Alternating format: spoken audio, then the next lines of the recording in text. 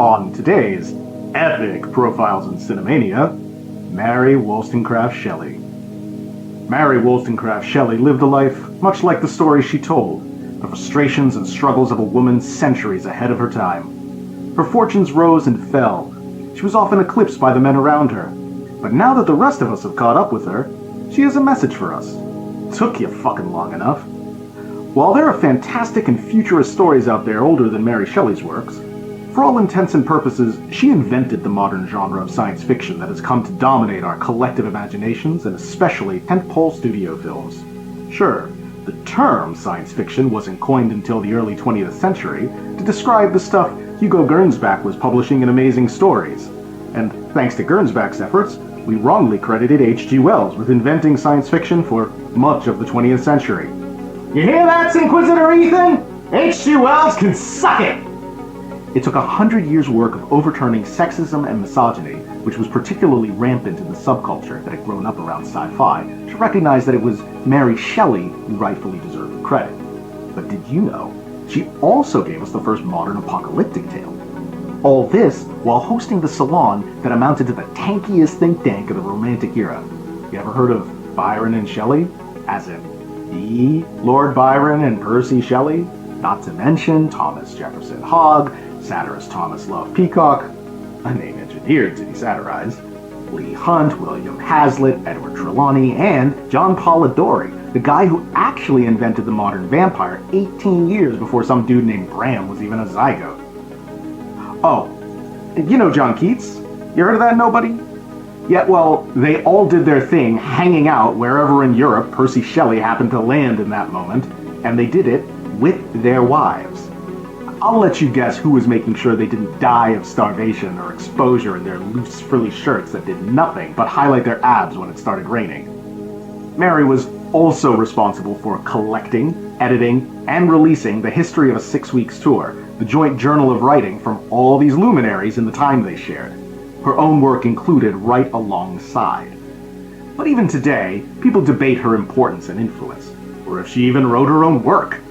No one wonders whether her husband deserves all the credit for Ozymandias or any of the other greatest works of English poetry, trademark, he wrote, do they? I do. Shut up. Much has been made of the edits Percy offered his wife in the margins of an early draft of Frankenstein, and the time they spent together with Lord Byron that summer in Geneva that she first conceived of the idea.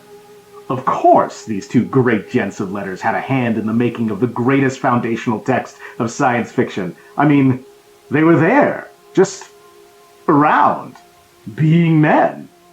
Of course, no one says anything about how Mary Shelley had been writing unpublished for years already. People pore over Percy's journals from their travels for early signs of his genius, leaving out that they journaled jointly.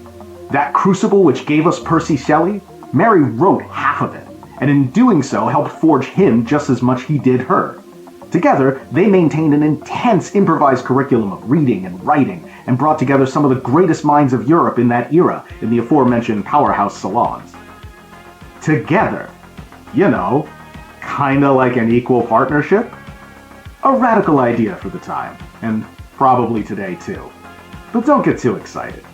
Percy still decided that the best way to live another radical idea, free love, was to have a near lifelong affair with Mary's stepsister Claire, which may have started while Mary was pregnant and gravely ill, and eventually lost their extremely premature first child. You know, like you do if you're a dude of means in the early 1800s. And probably today too. Back to the debated authorship of Frankenstein, that fateful mega-hang by Lake Geneva in May of 1816. Just Mary, Percy, Byron, and the gang. Rain had trapped them inside, and they were all reading ghost stories out of Phantasmagoriana to pass the time. Then Byron challenged everyone to write their own to amuse the group. Now, this was a competitive bunch, and Mary of all of them struggled to come up with an idea. In her own words, "Have you thought of a story?" I was asked each morning, and each morning I was forced to reply with a mortifying negative. Mary had successfully given birth to a second child earlier that year, but she was still haunted by the loss of her first baby and subsequent depression. One evening, after a week of creative block, the conversation turned to the nature of life. It was Mary herself who raised the recent experiments of galvanizing muscle tissue and reanimating corpses. That night, she couldn't sleep, her imagination possessed by grim horrors, and she described a waking dream that struck her like, I don't know, lightning or something. I saw the pale student of unhallowed arts kneeling beside the thing he had put together. I saw the hideous phantasm of a man stretched out, and then, on the working of some powerful engine, show signs of life, and stir with an uneasy, half-vital motion. Frightful it must be, for supremely frightful would be the effect of any human endeavor to mock the stupendous mechanism of the creator of the world. She imagined it first as a short story. Percy Shelley was the first person who encouraged her to make it a full-length book. But since then, the extent of his involvement in writing it has been investigated by many experts and critics. Not only has Frankenstein itself been adapted many times for other books and films, but even the story of the writing of it has been fictionalized and dramatized numerous times. Frankenstein Unbound may be one of the most surreal of those, stitching the fiction and its creation together into some unholy creation to terrorize a countryside of innocent moviegoers who... Profligator Daniel, take a breath! Okay, you get the idea.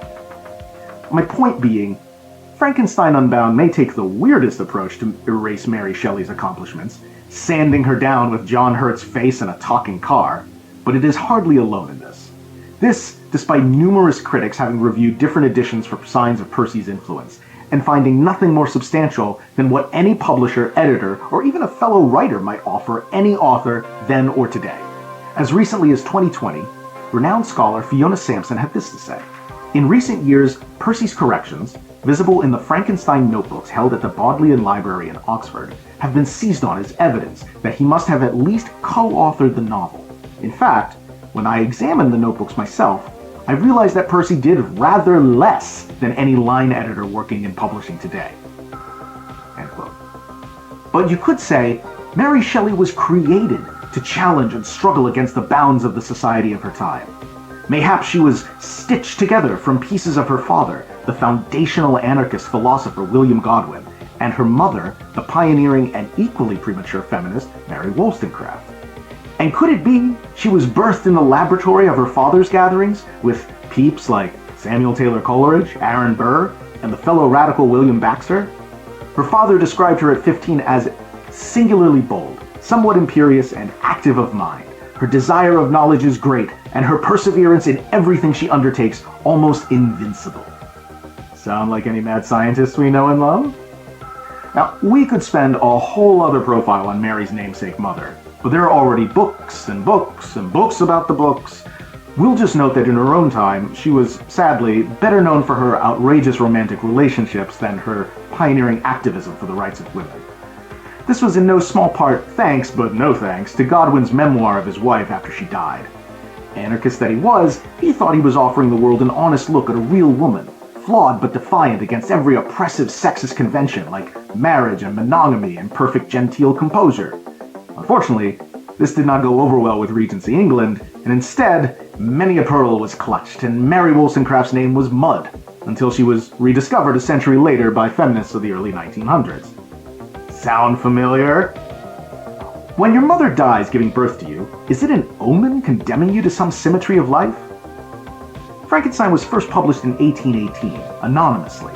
Everyone assumed it was written by Percy Shelley, because he wrote the preface anonymously, and it was dedicated to his favorite writer and thinker, William Godwin. Couldn't be because, Godwin was the actual author's dad, could it? Heavens no!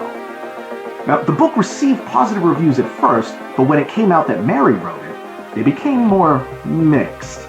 Once it became clear that this was the work of a woman, some critics pivoted to calling her a, quote, weak imitation of her father, the real novelist, while others just dismissed her entirely. Here's one gem from the British Critic, a conservative publication of the time. The writer of it is, we understand, a female. This is an aggravation of which is the prevailing fault of the novel. But if our authoress can forget the gentleness of her sex, it is no reason why we should. And we shall therefore dismiss the novel without further comment. Nice. Real classic.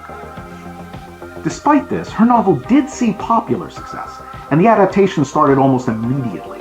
Frankenstein first hit the wooden screen, also known as the English Opera House, in 1823.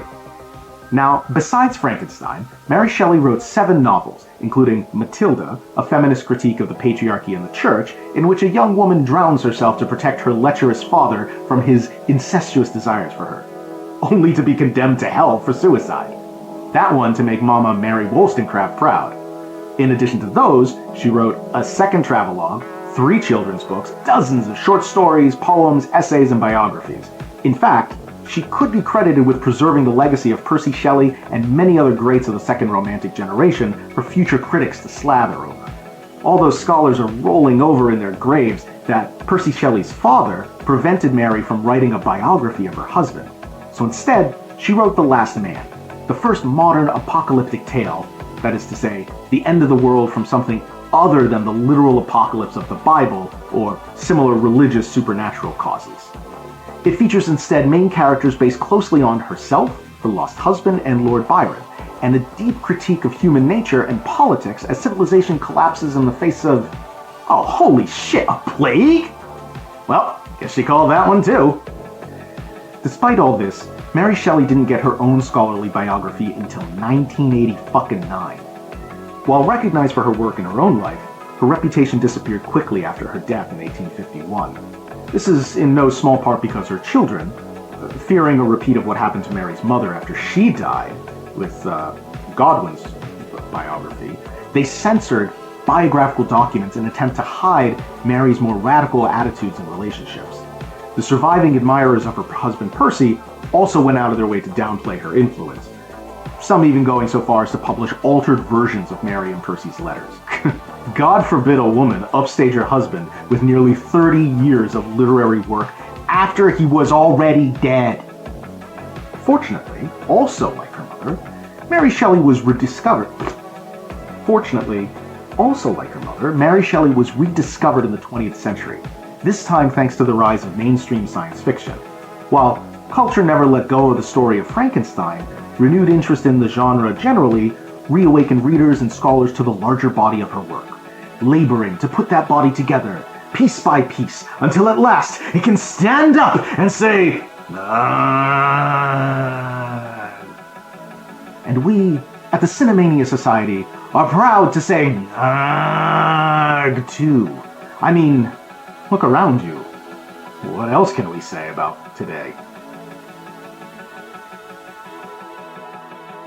This has been another Profile in Cinemania.